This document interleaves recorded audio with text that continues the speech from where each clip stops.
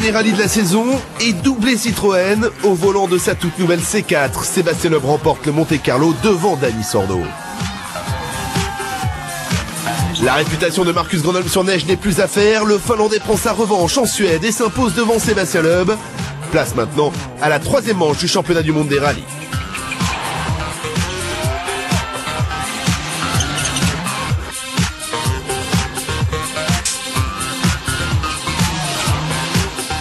Cela faisait des années qu'ils l'attendaient et ils sont tous là sur le bord de la route. Les Norvégiens ont enfin leur rallye. Bonsoir à tous. La semaine dernière, nous étions en Suède pour assister à la victoire de Sébastien Loeb. Cette semaine, c'est à nouveau sur neige que se sont donné rendez-vous les pilotes. Un nouveau défi pour Sébastien Loeb, dont ce n'est pas le terrain de prédilection. On commence par une petite présentation du rallye et des forces en présence. En attendant de retrouver des terrains plus ensoleillés, Sébastien Loeb veut tout faire pour conserver la tête du championnat. Il a prouvé en Suède que la C4 pouvait rouler vite sur neige, alors tant qu'à faire, pourquoi ne pas viser la victoire? Son principal adversaire sera l'inévitable Marcus Grönholm. Fort de sa victoire à Karlstad, le Finlandais est en confiance et sa Ford est très compétitive. Sur ce terrain, il est le favori. Je sais parfaitement quand je peux attaquer un maximum. Et je vais encore essayer sur ce rallye de toute façon. Il faut être au top sur tous les rallyes, parce que Loeb l'est aussi. C'est une des manches qu'il faut que vous remportiez. Ce serait sympa, mais je ne me dis pas ça parce que c'est inutile de se mettre la pression. Je vais juste faire du mieux que je peux.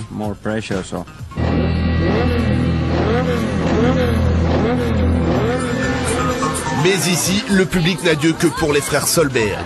Peter, champion du monde en 2003, est un héros en Norvège. Même si sa Subaru n'est pas aussi compétitive qu'il le souhaiterait, il ne veut pas décevoir. Son frère aîné Henning compte bien lui aussi se mêler à la bagarre. Ah, c'est un vrai rêve. Pour tous les Norvégiens, ça va être un week-end incroyable. On va en profiter un maximum, c'est ce qui est le plus important.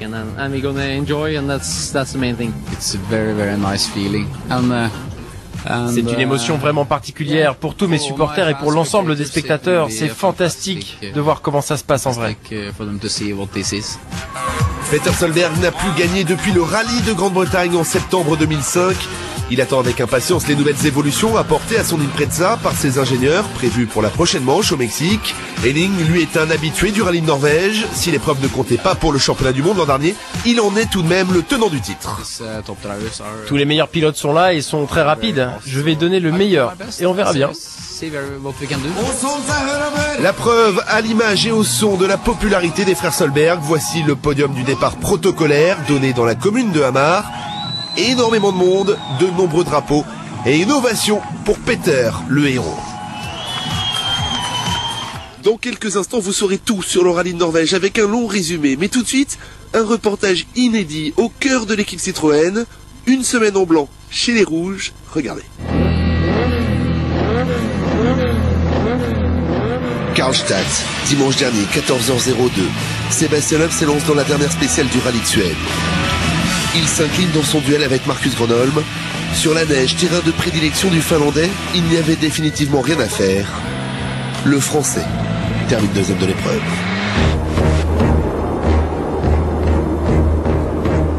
À 90 km de là, au même moment, au parc d'assistance, les Rouges s'agitent.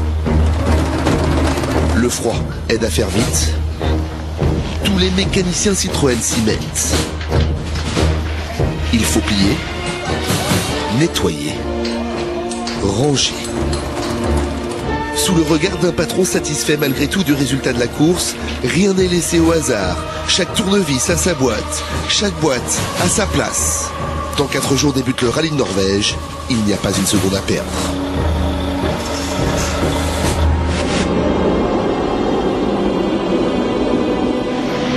Libérés du parc fermé, les 2 C4 sont prêtes à être chargées.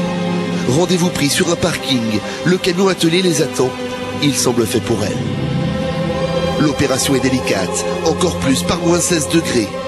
Les 2 mécaniciens chefs de voiture supervisent. 21h45, mission accomplie. Les Rouges ont gagné un repos mérité, mais de courte durée.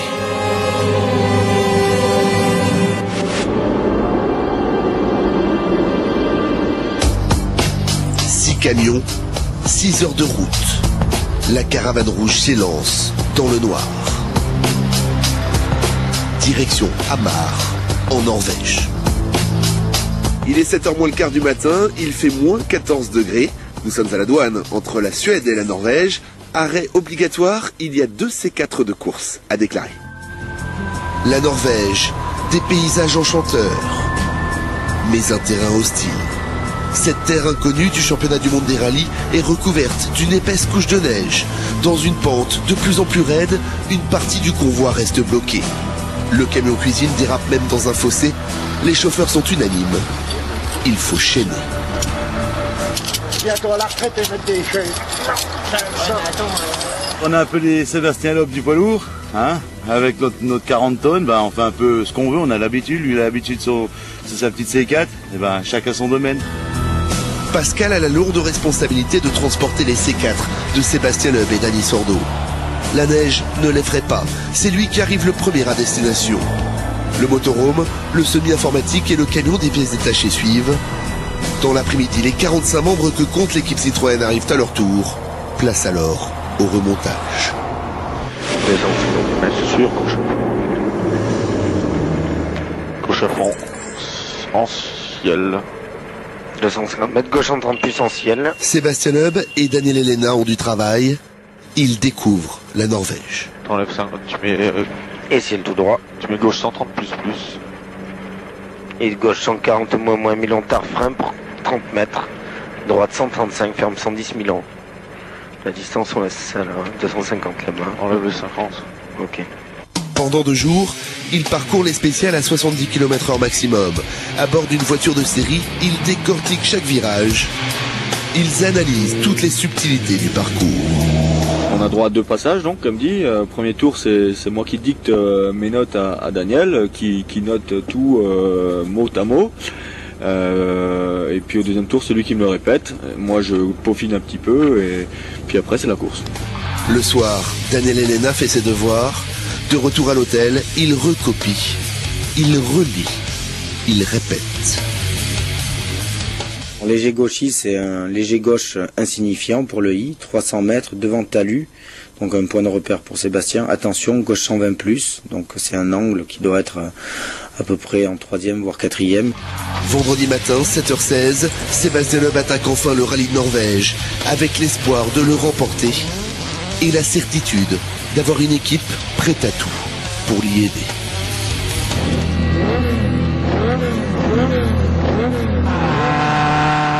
Il est en tête du championnat du monde, il est donc le premier à s'élancer. Sébastien Loeb craignait sa position sur la route. Le handicap ne sera finalement pas si important car cela fait plusieurs jours qu'il n'a pas neigé sur la Norvège.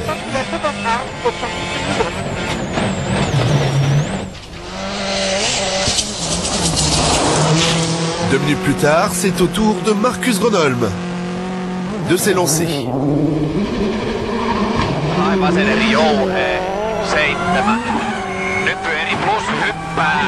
Le Finlandais l'a promis, maximum attaque.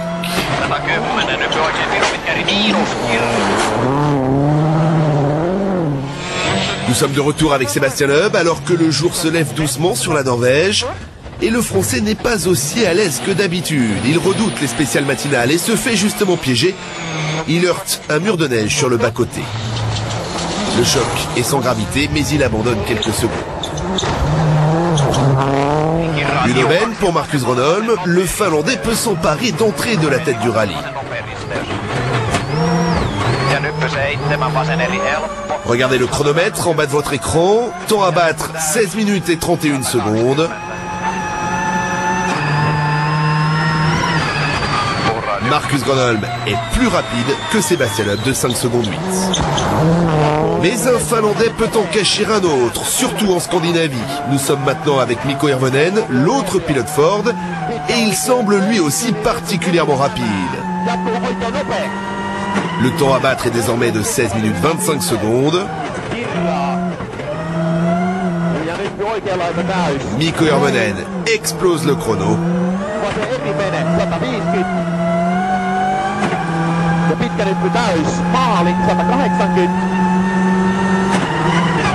Il devance son coéquipier de 11 secondes 2. Le meilleur temps est pour lui. Il prend la tête du rallye.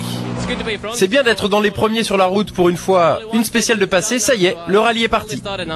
Où avez-vous attaqué pour signer un tel temps? Je ne sais pas précisément, il y a des bons paquets de neige par endroit, vous savez. Mais tout va bien. Confirmation de cette hiérarchie dès la spéciale suivante. Mikko Hirvonen est l'homme fort de ses débuts de course. Si le meilleur temps est cette fois pour Marcus Grönholm, le plus jeune des deux pilotes Ford reste devant avec 8 secondes 5 d'avance.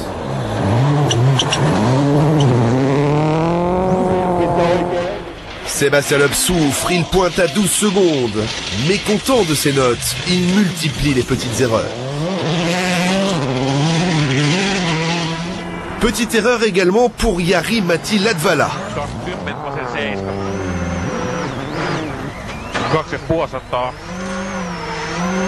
Le Finlandais sort de la route.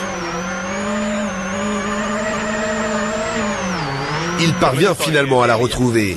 Mais à l'assistance qui suit, ces mécaniciens se font eux aussi piéger. Il dépasse le temps autorisé pour remettre la voiture en état. Résultat, 1 minute 30 de pénalité pour le jeune pilote de l'équipe Stobart. Les frères Solberg savourent. Le rythme est trop élevé pour qu'ils puissent se mêler à la bagarre de tête. Mais l'un comme l'autre multiplie les bons chronos. Henning occupe la 6e place provisoire. Peter la 7e. On est plutôt en bonne position, on n'est pas très loin.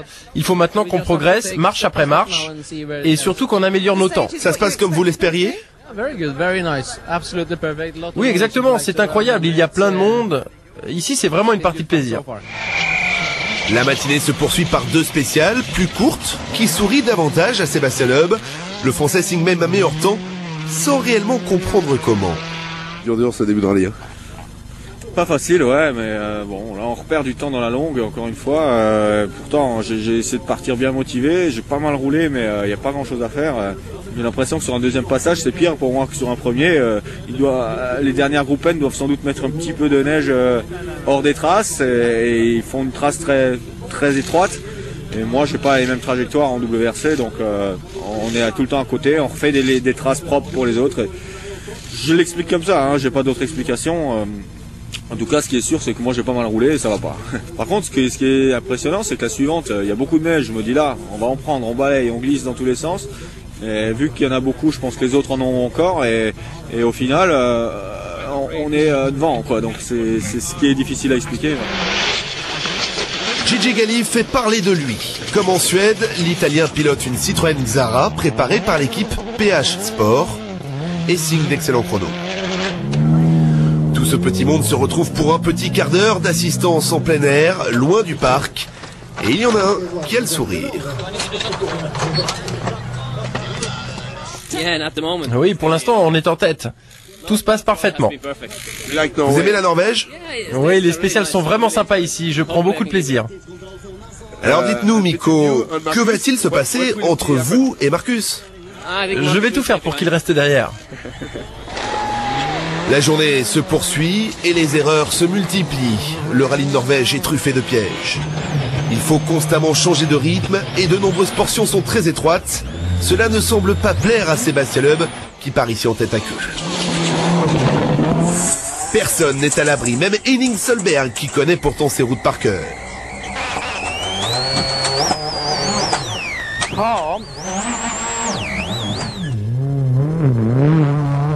Daniel Carlson roule sur une Citroën Xara de l'équipe Chronos et lui aussi doit faire face à quelques difficultés.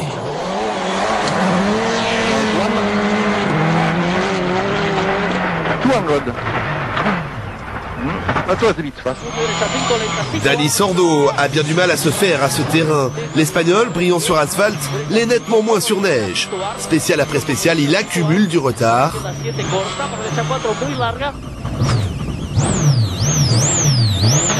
Et multiplier les têtes à queue. Enfin, Gigi Galli part lui aussi à la faute. Fidèle à sa réputation d'attaquant, l'Italien se fait surprendre.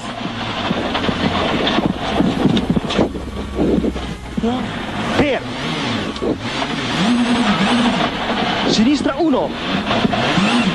In destra 6. Bien plus à l'aise lors des dernières spéciales de la journée, Sébastien Loeb, à coup de meilleur temps, refait une partie de son retard. Le Français peut encore espérer s'imposer. Rien n'est joué dans ce rallye de Norvège.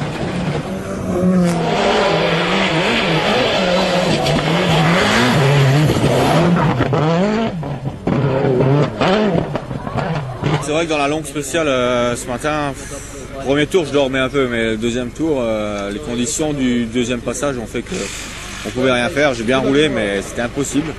Donc là on perd pas mal de temps et ensuite il a fallu cravacher pour revenir. Donc bon, on s'est rapproché du niveau de Gronholm. Hirvonen aussi, mais il reste quand même à 17 secondes. Donc voilà, mais bon, c'est globalement la journée se termine pas mal. Contrairement à d'habitude, là, il y a Marcus qui est devant, mais il y a aussi Hirvonen. Donc du coup, ça fait que tu es troisième. Bah ouais, du coup ça fait qu'on est troisième. Donc c'est vrai que bon, Hirvonen, il est très très bien roulé. Hein, bon, on n'a pas pu faire beaucoup plus que ce qu'on a fait. Il n'y a pas grand chose à se reprocher.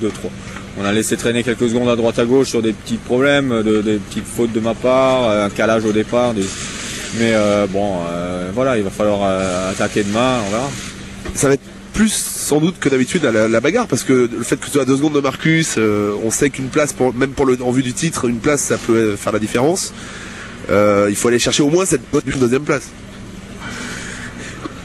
Ouais, c'est sûr qu'il faut essayer de. C'est sûr que l'objectif principal c'est d'être devant Marcus. Après, bon pour la suite on verra, mais bon aujourd'hui là on est dans une position où tout reste jouable, donc il faut attaquer. Chez Ford, la satisfaction est totale, mais la surprise aussi est totale. 2 voitures en tête du rallye, sauf que celui qui est devant, c'est Mikko Hirvonen. Le jeune Finlandais se régale et résiste.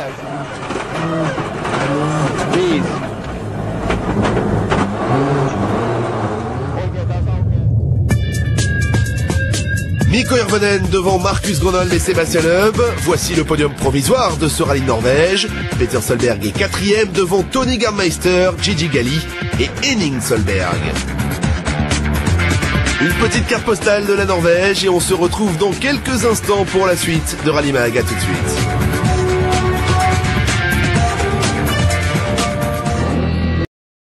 Retour en Norvège et la grande surprise, c'est Mikko Hirvonen qui est en tête du rallye. Il devance son coéquipier chez Ford, Marcus Gronholm, d'une quinzaine de secondes.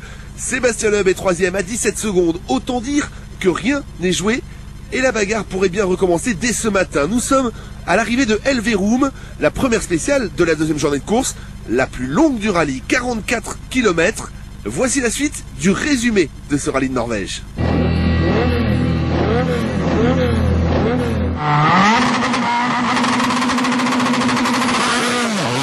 Le jour se lève à peine et Sébastien Loeb s'élance. L'occasion est idéale pour revenir sur les 2 pilotes Ford. Alors le Français passe à l'attaque.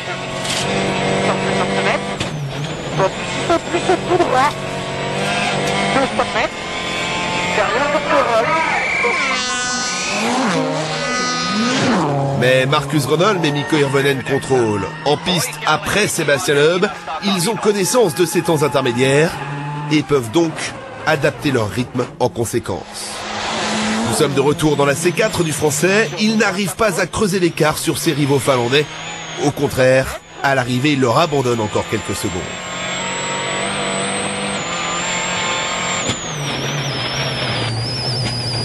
On ne peut pas faire grand chose. Les conditions sont très difficiles et les 2 Ford sont beaucoup plus vite. On n'a pas le même choix de pneus, mais on va regarder la route. Mon choix n'a pas l'air déconnant, donc pas grand chose à faire. C'est maintenant au tour de Marcus Gronholm d'en finir avec cette longue spéciale. La bonne affaire pour l'ancien champion du monde, c'est qu'il est 10 secondes 9 plus rapide que Sébastien Loeb.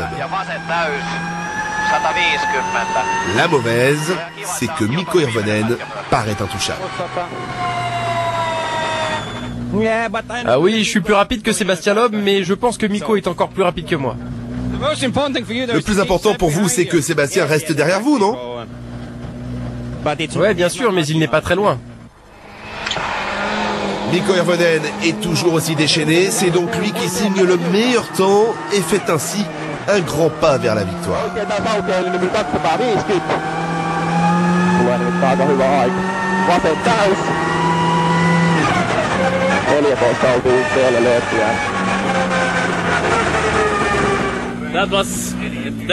Mais ils sont fous.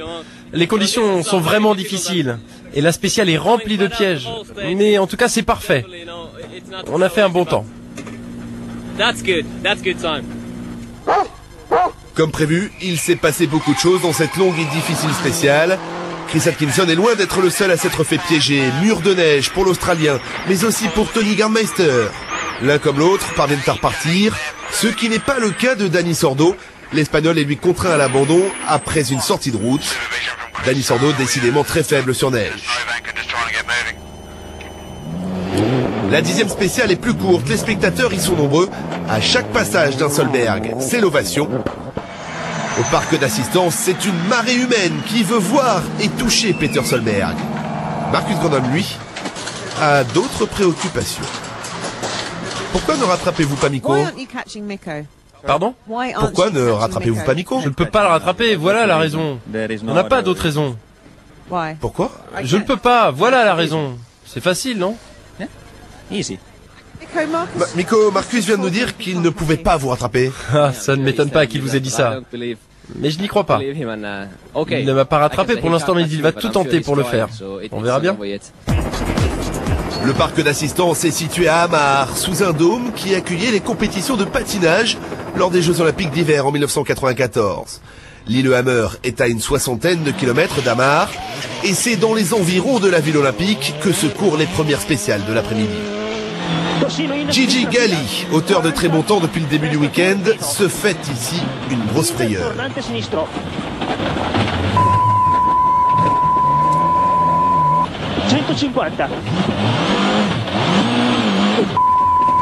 L'Italien parvient finalement à repartir.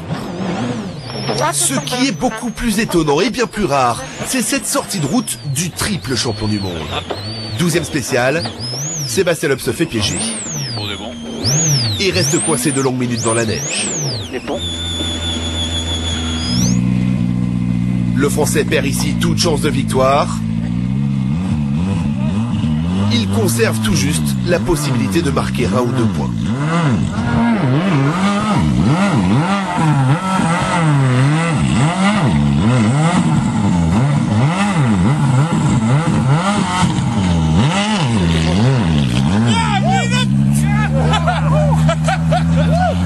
Je me fais piéger à un moment sur une équerre, je freine, je me retrouve un peu hors des traces au freinage, je suis dans la neige poudreuse, j'ai perdu le grip. On est allé se poser contre un tas de neige en fait, mais la voiture est restée coincée dedans. Donc on est resté là pendant 8 minutes et... La C4 n'est pas endommagée, Sébastien Loeb peut continuer, mais pour la première fois depuis le rallye du Mexique, en mars 2005, il ne montera pas sur le podium. Encore plus incroyable, dans la spéciale suivante, Sébastien Loeb, à nouveau à l'attaque, se refait piéger. Cette fois-ci, il reste coincé 9 minutes dans un endroit où les spectateurs ne sont pas assez nombreux pour lui venir en aide.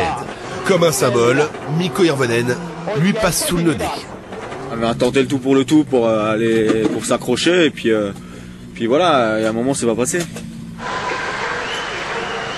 On ne fait pas d'omelette sans casser d'œuf. On savait que c'était un terrain difficile. En arrivant ici, j'allais faire toutes les épreuves spéciales et j'ai été un oiseau de mauvais augure puisque j'ai dit que ça sera un rallye très difficile. C'est nous qui l'avons vu les premiers, donc voilà, c'est comme ça, il faut faire avec. J'espère qu'il y aura du meilleur. Il y a un doublé Ford qui se profile. Il faut bien qu'ils en gagnent.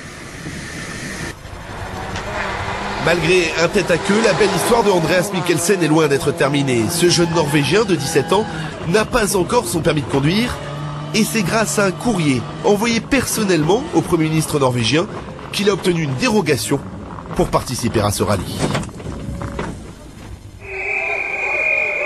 Les soucis de Sébastien Loeb font le bonheur des Solberg. Peter se retrouve 3e, mais cette dernière marche du podium est convoitée également par son frère, Henning, qui n'est qu'à 10 secondes.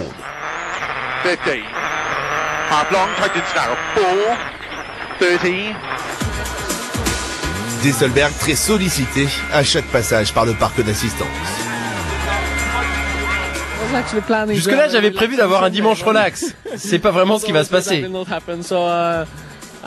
Il va falloir demain attaquer à fond pour conserver cette position. Devant, la voie est libre pour les deux pilotes Ford. Mikko devance Marcus de 19 secondes 3. Hirvonen devant Gronholm, une surprise pour beaucoup, mais pas pour tous. Il a trinqué un peu en Suède et je crois que là il n'avait pas envie de rater l'avion cette fois. Donc dès vendredi matin il a décidé de partir très fort pour ne pas se faire larguer et on ne lui a pas donné de split et il a continué la spéciale très vite. Donc je crois que dès qu'il a fini la première spéciale et qu'il avait mis 15 secondes à Marcus ou à Sébastien, je ne sais plus, mais 15 secondes au suivant, ben, il a pris confiance et c'est parti. Christian Loriot est un homme heureux et pour cause. Mikko Hirvonen devance donc Marcus Gronholm. À plus de 3 minutes, on trouve les deux frères Solberg, suivis par Jari-Matti Latvala, encore un pilote Ford. À ce moment-ci, il y a 4 focus, je crois, dans les 5 premières, donc c'est vraiment magnifique. Être premier, deuxième, c'est le rêve, surtout que le championnat va être très très long, nos compétiteurs sont très forts, donc si on sait faire un petit break, c'est magnifique. Mais là maintenant, moi ça me met un stress jusqu'à dimanche soir, là c'est la folie.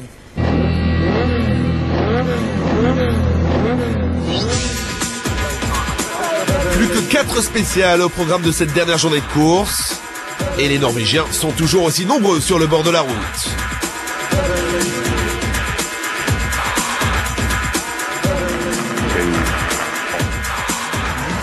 Peter Solberg occupe la 3e place provisoire.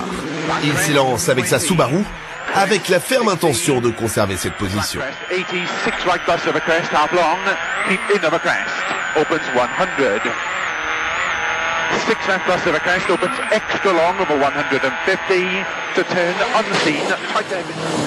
Le seul à même de pouvoir l'en priver, c'est son grand frère. Henning croit en ses chances et attaque un maximum sur des chemins de neige qu'il connaît par cœur.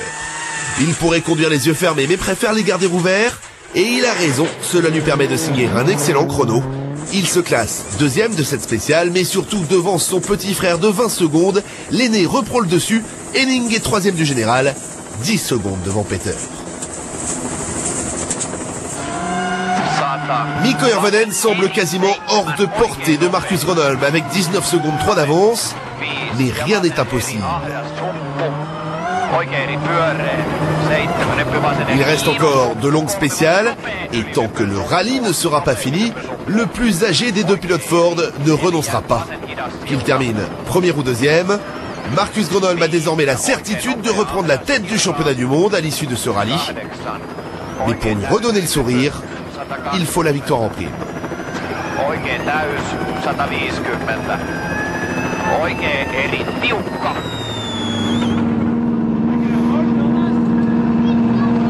Marcus, au dernier intermédiaire, il y a 6 dixièmes entre vous et Mikko. Alors dites-nous, vous vous calez sur les intermédiaires ou vous attaquez pour essayer de revenir? Oh, vous savez, je n'ai pas les intermédiaires. Non, c'est ok, je roule. Oui, mais vos temps sont tout de même similaires à ceux de Mikko. Oui, notre voiture est similaire, la couleur de notre voiture est similaire. C'est normal que notre vitesse soit similaire. Le duel fratricide pour la 3e place semble définitivement joué à l'issue de la spéciale suivante.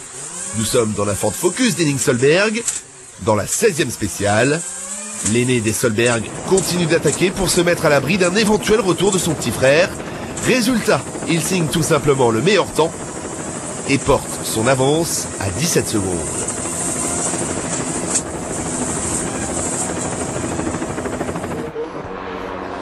Dans ce dernier chrono, Gigi Galli se fait une nouvelle frayeur.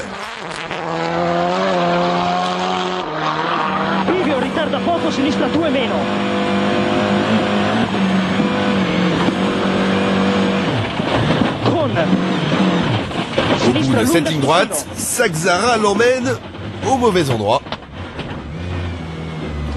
Mais l'Italien retrouve très vite le bon chemin, 7e du général, il est en passe de marquer ses premiers points de la saison.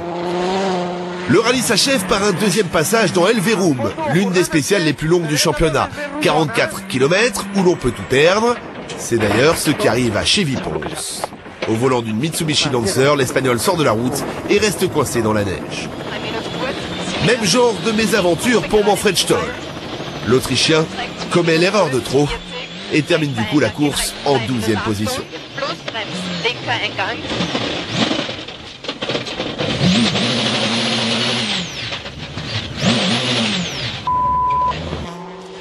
Belle performance pour le jeune et talentueux espoir norvégien. Andreas Mikkelsen se classe 10e.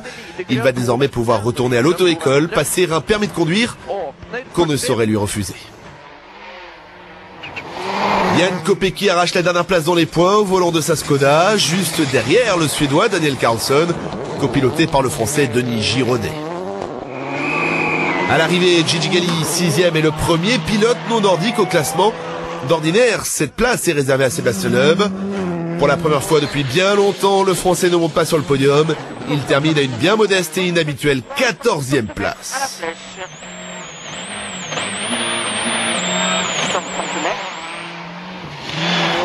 Ouais, un rallye à oublier, c'est clair. Un point constructeur avec 2 voitures.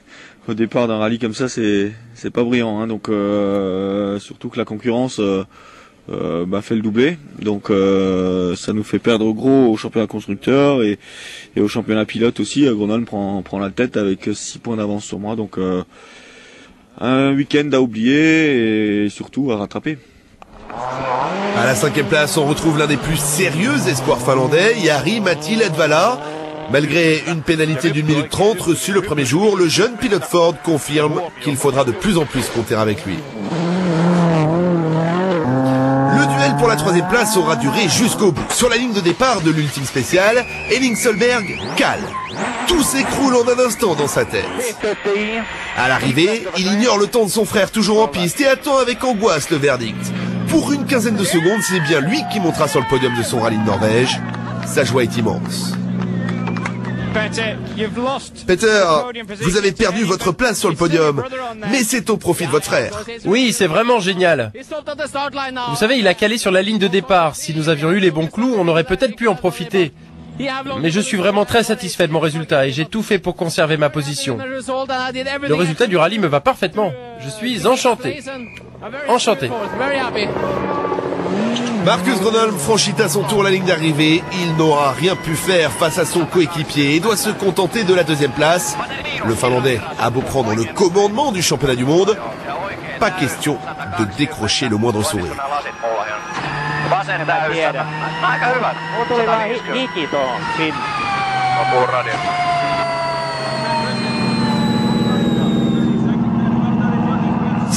Vous finissez 2e derrière votre coéquipier, mais surtout Sébastien Loeb ne marque aucun point, ça doit vous faire plaisir.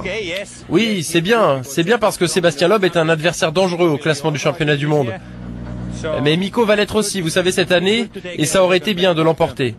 Mais malheureusement, on n'y est pas parvenu. Bonheur total dans l'habitacle de l'autre Ford Focus. Mikko Hirvonen est le premier pilote à battre à la régulière Marcus Gronholm et Sébastien Loeb depuis bien longtemps. Il signe en Norvège la 2e victoire de sa carrière, après celle obtenue l'an passé en Australie quand le champion du monde français était blessé.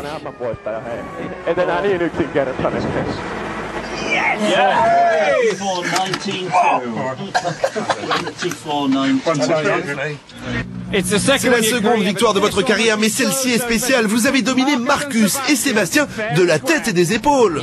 Oui, j'ai vraiment franchi un palier depuis l'Australie.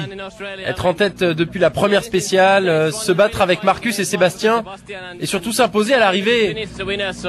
C'est un rallye exceptionnel, absolument exceptionnel. Le classement final, Mikko Hirvonen, Marcus Gronholm, Henning Solberg. Suivent derrière 2 autres pilotes nordiques, Peter Solberg et Jari-Matti Ledvala. Sébastien Loeb n'est que 14e, Dani Sordo 25e. Au championnat du monde, changement de leader, Marcus Gronholm prend la tête devant son coéquipier Mikko Hirvonen. Sébastien Loeb est 3e à 6 points. Chez les constructeurs, carton plein pour Ford qui prend la tête avec 44 points, soit 16 de plus que Citroën. Suivent Stobart, Subaru et Kronos.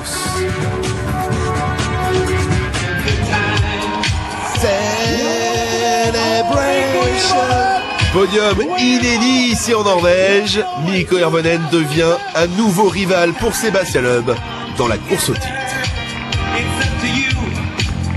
3 pilotes Ford sur le podium, un seul point constructeur pour l'équipe Citroën. Cette saison 2007 tient toutes ses promesses. Il va y avoir du suspense dans ce championnat du monde des rallyes.